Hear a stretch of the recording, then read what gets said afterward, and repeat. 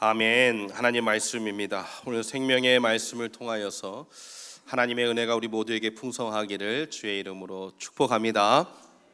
우리는 지난주 시험을 참는 자가 복이 있다, 그래서 시험을 참는 부분에 대해서 살펴보았습니다. 우리 믿는 성도들에게 시험, 시련이라는 것은 이기고 지는 문제가 아니다. 시험은 언제나 있고 시련도 언제나 있는데 우리 예수 믿는 성도들은 그것을 피하는 것이 아니라 그것을 참는 것이다 말씀드렸습니다.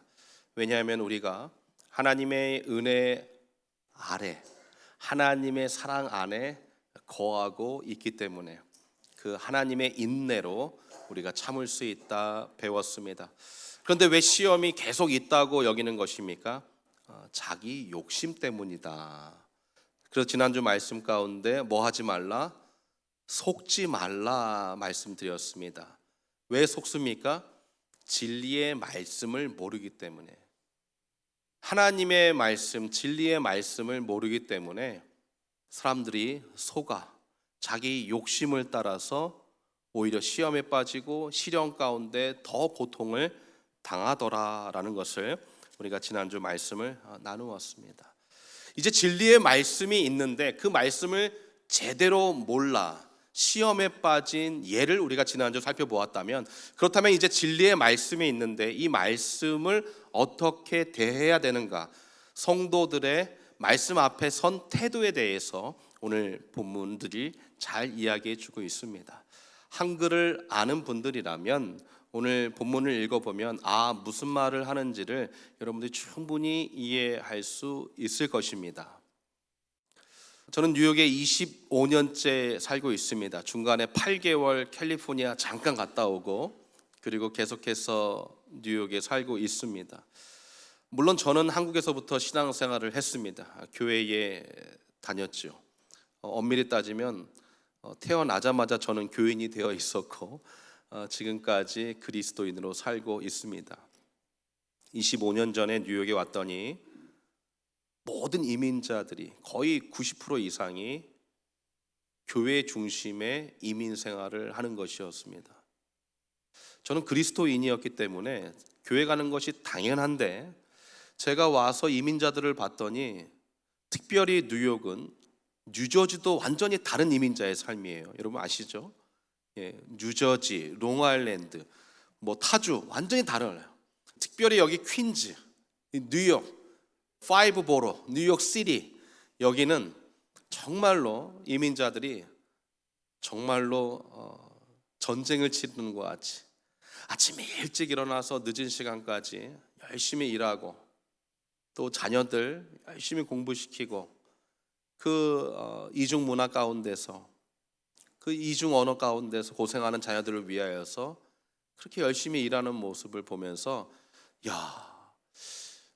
이렇게 어른들은 이렇게 일하는구나, 가정에 있는 사람들은 이렇게 열심히 일해야 되는구나. 근데 제가 더 놀란 것은 그 가운데도 매주일, 수요일, 금요일, 새벽 기도까지 이 사람들이 교회를 가더라는 것이죠.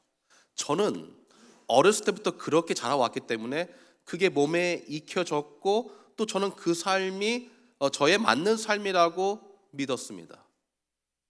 그런데 이민자로 이 뉴욕에 있는 많은 사람들이 그 바쁜 시간 가운데도 교회를 오더라. 이건 저에게는 당연한 일이 아니라 조금 질문이 드는 장면이었습니다.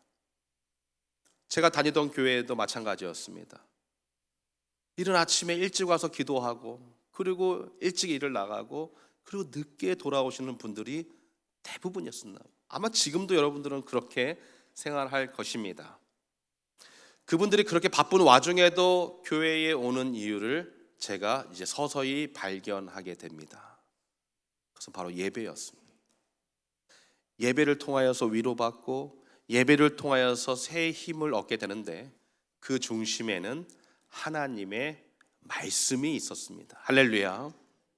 오늘 예배 가운데도 모든 순서가 다 중요하지만 아마 이 예배의 중심은 바로 우리가 말씀을 듣는 이 시간이라고 우리는 알고 있습니다. 그렇습니다. 이 생명의 말씀을 통하여서 우리는 새 힘을 얻고 위로받고 또 하나님의 가르침을 따라서 말씀을 기초로 해서 또 이번 한 주간을 예배로 시작해서 말씀을 실천하는 한 주간의 삶으로 보내게 되는 줄 믿습니다. 저는 한동안 살을 열심히 빼려고 노력하다가 지금은 포기한 상태입니다. 쉽지 않습니다. 뭐 이렇게 좀 날씬한 분들은 잘 이해 못하겠지만 저랑 비슷한 분들은 이해가 충분히 되실 것입니다. 그래서 유튜브 보고 공부를 많이 했죠. 어떻게 하면 살을 뺄까? 운동하냐? 뭐 근육을 키우냐? 뭐 공부 많이 했습니다. 왜냐하면 다이어트도 이게 과학적으로 접근해야지 빠르거든요. 제가 충신교회 2017년 올 때 아주 날씬했었죠. 그때 제가 과학적으로 열심히 노력해서 쫙 뺐을 때였습니다. 그때 제가 40파운드 뺐었는데 지금 40파운드가 찐 상태인 것입니다. 그런데 많은 의사들, 뭐 전문가들 그런 분들의 이렇게 영상도 또 인터넷 신문도 이렇게 쭉 보니까 제일 중요한 게 기초 대사량이다. 기초 대사량.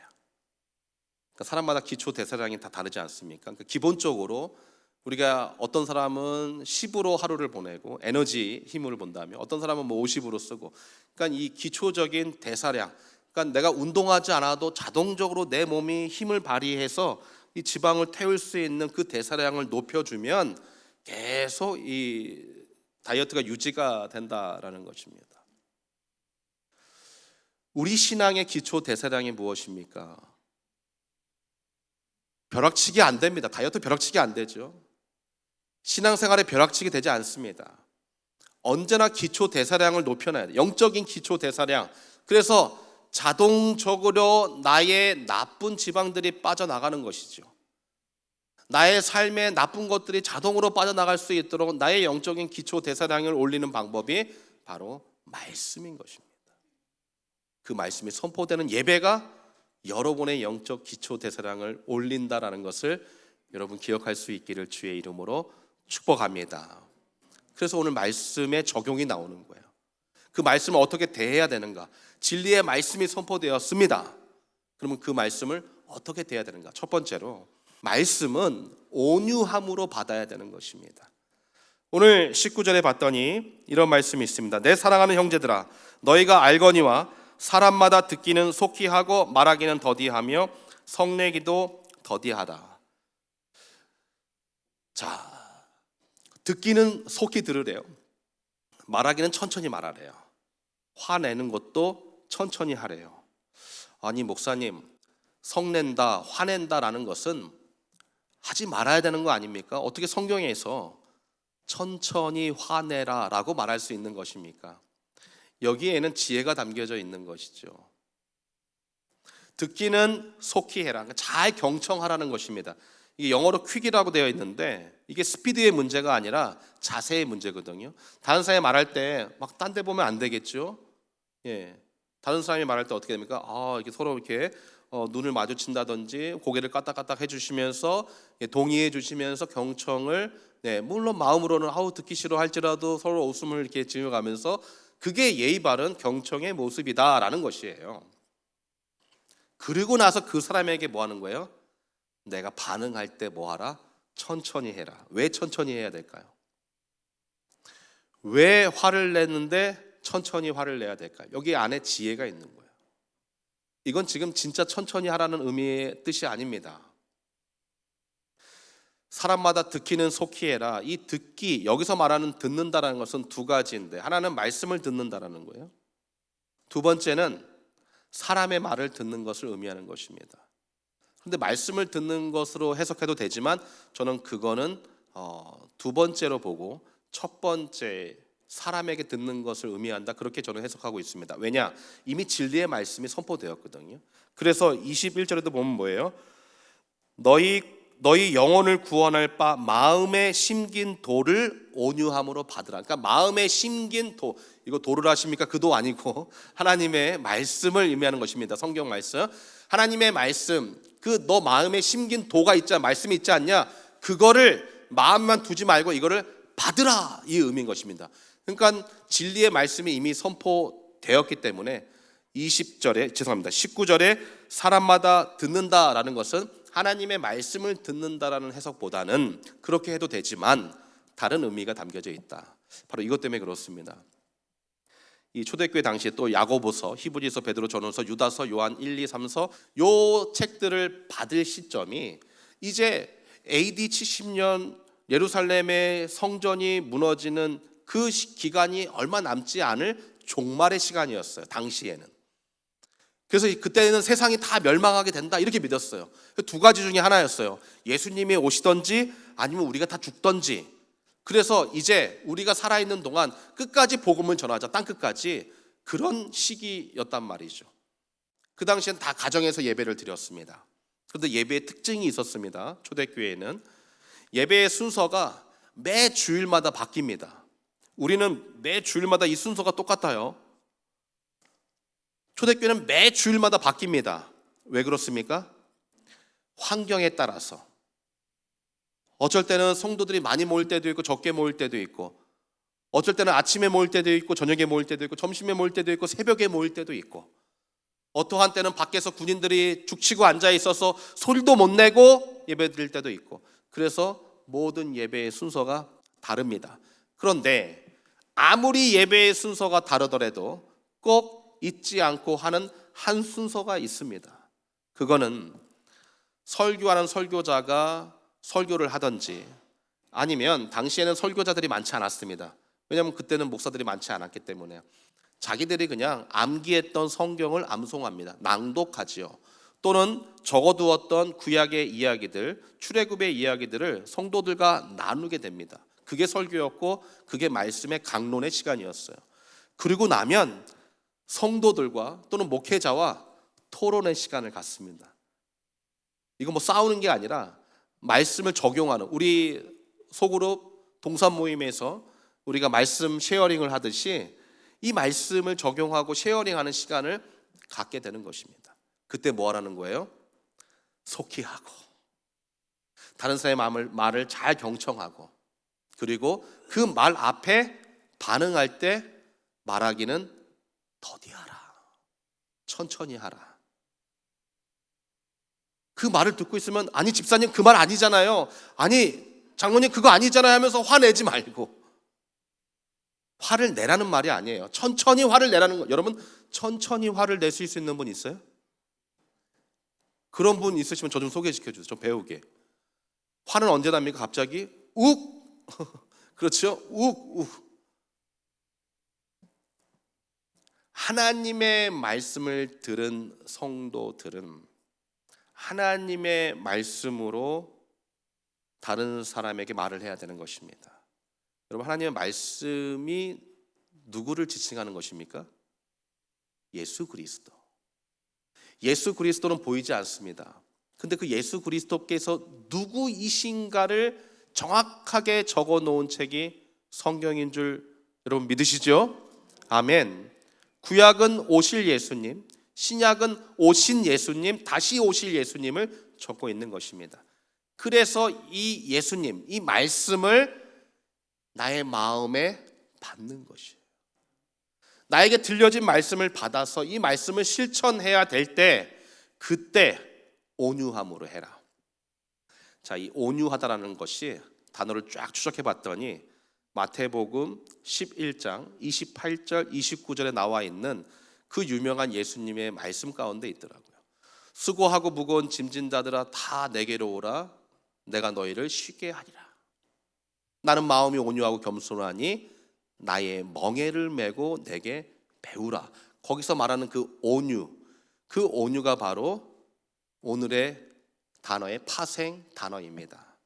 같은 의미라는 것이죠. 여러분, 예수님에게 있어서 예수님의 멍에는 십자가였습니다. 그런데 우리가 수고하고 짐지고 무거움이 있을 때 예수님께서 나에게 와, 자, 내 멍에 내 십자가 지고 나랑 같이 이 십자가의 사명을 완수하자라고 하시는 것입니다. 예수님은 죽으러 이 땅에 오셨습니다. 그런데 예수님에게 있어서 왜 이 멍에를 메고 죄 지은 자들을 감당하는데 왜 온유하고 왜 겸손하셔야 될까? 왜 온유하고 겸손함이 필요합니까? 예수님에게 있어서. 여러분, 바로 이런 의미인 것입니다. 예수님에게 있어서는 내가 왜 이렇게 3년 동안 고생을 하는가? 내가 왜 이런 고통의 십자가를 져야만 되는가? 내가 하나님인데, 아니 내가 왜 인류를 구원해야 되는가? 그냥 다시 새 창조로 시작해서 지구 하나 다시 만들어가지고 에덴 동산 다시 만들고 두 번째 아담 만들고 세 번째 아담 만들어서 다시 시작하면 되지. 내가 왜 이런 고생을 하고 있는가? 예수님에게 있어서도 온유가 필요했던 것이. 그래서 예수님이 말씀하신 그 온유가 모든 것을 포기한다라는 의미입니다. 그냥 뭐 우리가 말하는 저분 참 온유하다, 젠틀하다 이런 의미가 아니라 모든 것을 포기하는 거예요. 예수님 왕으로 등극할 수 있었습니다. 황제가 될 수 있었습니다. 온 인류를 다스릴 수 있었습니다. 눈에 보이게, 피지컬리, 비지블하게, 완전히 보이게 예수님은 세상의 그 모든 권력을 제압하고 정말로 하나님의 나라를 이 땅에 눈에 보이는 나라를 실현하실 수 있었지만 그걸 다 어떻게 하신 거예요? 포기하시고 종의 모습으로 이 땅에 내려와 섬기는 종으로, 왕이 종으로 내려와서 여러분과 저를 구원해 주신 줄 믿습니다.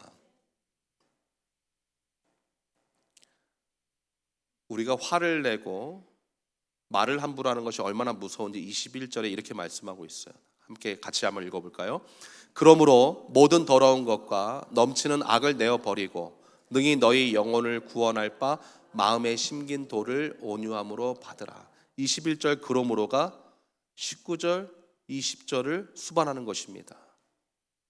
그러니까 다른 사람 말 경청하지 않고 다른 사람에게 함부로 말하고 화내고 이러는 거, 이게 모든 더러운 것과 넘치는 악이라는 거예요. 우리는 정말로 나쁜 짓을 해서 다른 사람에게 피해를 주는 게 아니에요. 그거는 뭐 정말로 눈에 보이는 거지만 우리는 말로써 시험 들게 하고 말로써 상처 주는 일들이 너무나도 많이 있다라는 것이죠. 저는 이 19절 20절을 읽으면서 참 마음이 안타까운 게 이것 때문입니다. 저는 중학교 때 국민윤리 시간이 참 좋았습니다. 그 윤리 선생님이 그냥 무슨 산신령 같았어요. 그래서 이 톤도 너무 좋으시고, 그리고 아무리 뭐 우리가 잠을 자도 뭐 혼내지도 아니하시고 그냥 항상 좋은 사람이 되라, 좋은 말을 해라, 뭐 아주 도덕적인 그런 아주 좋은 말씀들을 많이 해주셨어요. 저는 그 윤리 선생님이 참 지금도 이렇게 예수님 얼굴 다음으로 생각날 정도로 그분이 참 기억이 납니다. 여러분, 윤리 시간에 배우는 내용 중에 다른 사람의 말, 경청에 대한 말 있습니다. 윤리 시간에 배우는, 도덕 시간에 배우는 가르침 중에서 다른 사람에게 말 함부로 하지 말라는 가르침도 있습니다.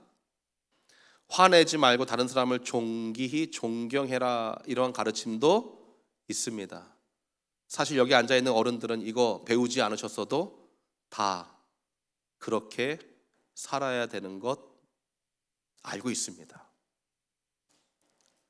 사실 이거는 성경에 들어가야 될 내용이 아니죠. 모든 인간이라면 다른 사람 말을 속히 듣고 말을 더디하고 성내지 말아야 되는 것은 이건 인간이라면 당연한 것인데, 그 세상의 내용이 어디까지 들어와 있어요? 하나님의 말씀에 들어와 있다. 이거는 마음 아픈 것입니다. 그만큼 당시의 그리스도인들이 세상에서 전혀 그리스도인으로의 삶을 살지 않았다라는 거예요. 세상 사람들도 저런 도덕과 윤리를 지키며 사는데 그리스도인들임에도 불구하고 안 지켜서 우리 하나님이 이 말씀으로 내 사랑하는 형제들아, 나의 사랑하는 아들, 딸들아, 충신의 성도들이요 라고 하면서 세상의 가르침, 이건 누구나 지키고 누구나 행해야 될, 사람이라면 지켜야 될 모습인데 너희들이 예수님 아래 머물고 인크라이스트라고 외치면서도 그걸 못해서 내가 여기 기록해 놓는다. 너희 마음에 심긴 그 말씀이 들려지면 뭐하냐라는 거예요. 그걸 받지 못하는 거예요. 그걸 실천하지 못하는 거예요.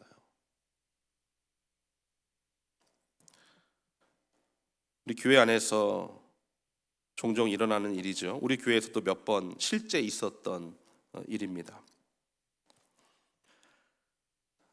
부엌에서도 봉사하고 교회 안에서 여러 가지 봉사들도 하시고 차양대 봉사도 하시고 하지 않습니까? 그럼 우린 사람이기 때문에 일을 하다 보면 피곤함이 몰려와요. 저도 피곤하니까 피곤함이 쫙 몰려오죠. 그래서 가끔 이제 제가 피곤한 기력을 웬만하면 이제 안 보이려고 하는데, 여러분들은 모르시겠지만 제가 예배 시간 들어올 때도 이렇게 얼굴에 좋은 것도 바르고 이렇게 들어옵니다. 또 어제 그제 같은 경우는 이번 주는 아주 눈물을 많이 흘려서 하여튼 티 안 나려고 막 이렇게 하고 이제 올라오기도 하고 그렇습니다.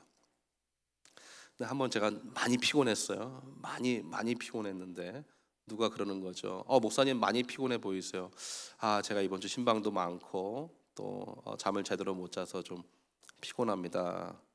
그때 옆에 있던 또 다른 성도님이 이렇게 얘기하시는 거죠. 목사님 그 정도는 당연히 하셔야죠. 맞는 말이에요. 맞는 말. 목사는 당연히 해야지. 목사는 당연히 목회자는 그렇게 해야죠. 당연히 여러분보다 더 수고하고 희생하는 건 맞습니다. 제가 지금 그렇게 가르치고 있는데 제가 안 하면 되겠습니까? 맞습니다. 근데 제가 제 마음속에 그런 마음이 있는 거죠. 저분이 저 야고보서 1장 19절의 말씀 조금 말을 더디했으면 어땠을까? 하나님의 말씀으로 목회자를 보고 사람을 보았으면 어땠을까? 그렇죠? 제가 큰 상처를 받았어요. 괜히 그 말이 나쁜 말은 아닌데 그래도 서운한 거죠. 그래도 나의 수고를 좀 알아줬으면. 그렇죠? 우리 교회에서 제가 지금 다른 성도들의 얘기를 빗대어서 지금 제가 얘기한 거예요. 우리 성도들 열심히 일하는데 옆에서 초치시는 성도님도 계시죠? 자기는 해주지도 않으면서 불평불만 내놓고 그러지 마십시오. 모든 더러움과 넘치는 악 때문에 그러한 말을 하는 거예요. 회개하셔야 돼요. 말을 하지 말고 자기가 섬기셔야죠. 그게 진짜 그리스도인인 것입니다. 제가 늘 얘기하죠. 교회에 부족하고 연약한 부분을 얘기할 수 있다. 의견을 제시할 수 있고 저한테 와서 대화할 수 있다. 그런데 그걸 불평을 내놓고 부정적으로 얘기하는 거는 모든 더러운 것과 넘치는 악이라는 거예요. 여러분 이거 꼭 잊지 마세요. 당연히 교회에 부족함이 있을 수 있죠. 연약함이 있을 수 있죠. 점심 식사가 내 입맛에 안 맞을 수도 있죠. 우리가 1년 내내 국수만 먹는다고 했을 때 그거 불평하는 사람 나올 수 있죠. 하지만 그때에 화를 내고 불평하는 것이 아니죠. 왜? 누군가는 수고하시니까. 오히려 목사님 우리 1년 동안 국수만 먹고 있는데 냉면으로 좀 바꾸면 어떨까요? 된장찌개 이렇게 하면 얼마나 좋아요. 그럼 제가 고려해 보겠습니다. 이렇게 하지 않겠습니까? 우리는 자꾸 비본질적인 것 때문에 다른 사람에게 상처를 주고 자기는 또 그 상처도 몰라요. 줬는지도 몰라요. 그래서 22절에 이제 본격적으로 이렇게 말씀합니다.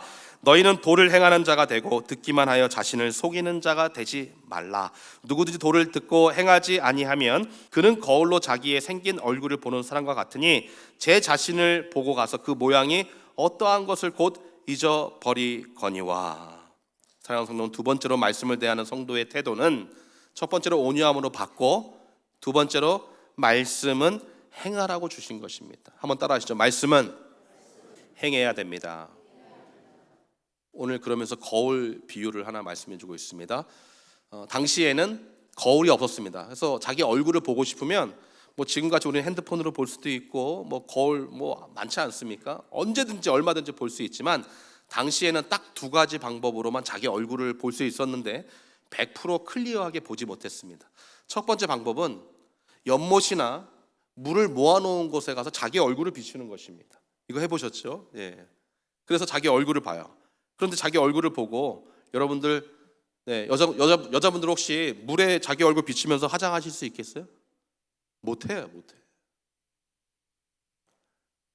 100%라고 했을 때에 아마 절반도 안 될 거예요. 한 3분의 1 정도밖에 못 보는 걸 거예요. 자기 얼굴을. 또 하나의 방법은 당시에는 동으로 만든 거울이 이게 브론즈, 동으로 만든 거울. 옛날에 민속 박물관 같은데 한국에 가보면은 그런 거울이 있었어요. 물론 오래된 거지만 보면은 야, 이걸로 어떻게 봤을까라는 착각이 들 정도로 아주 보이지 않아요. 근데 사람들이 당시에 지금 야고보서를 읽은 사람들이 하나님 말씀을 보고 마치 그러한 거울로, 그러한 물로 자기 얼굴을 보는 것 같이 믿었다라는 것입니다. 그러니까 100% 자기의 얼굴을 볼 수 있었어요, 없었어요? 못 봤어요. 100% 하나님의 말씀을 경험했을까요, 못했을까요? 못했어요. 왜요? 진짜 거울로 자기의 얼굴을 보는 것과 같은 것이 말씀을 실천할 때이기 때문에. 사랑하는 성도 여러분, 하나님의 말씀이 얼마나 쉽게 우리에게 들려집니까? 매주일 여러분 여기 나오면 들을 수 있습니다. 유튜브 가서 뉴욕 충신교회 검색하면 제 설교 많이 올라가 있습니다. 얼마든지 여러분들이 들을 수 있고 얼마든지 여러분이 마음에 심을 수 있습니다. 그러나 그 말씀의 능력은 여러분들이 행할 때, 순종할 때 그 말씀이 역사하게 되는 줄 믿습니다. 27절 눈 크게 뜨시고 한번 읽겠습니다. 27절 시작. 하나님 아버지 앞에서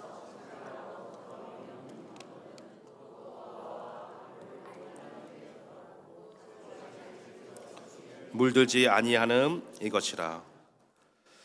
성경에서 고아와 과부, 어린 아이들은 저 사람들을 특별히 지칭하는 것이 아니라 대표성을 가지고 어려운 사람들을 표현할 때, 또 삶이 일반 가정과는 다른 분들을 표현할 때 저런 단어들을 사용하는 것입니다. 해당되시는 분들은 오해하지 마십시오.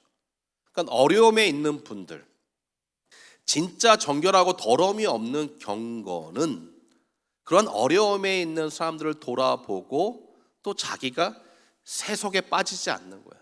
그러니까 세상 사람들과 다르게 살아야 되는 것입니다. 근데 다르게 사는 것이 어떻게 다르게 사는 거예요? 어려운 사람들을 돌아보는 거예요. 어떻게?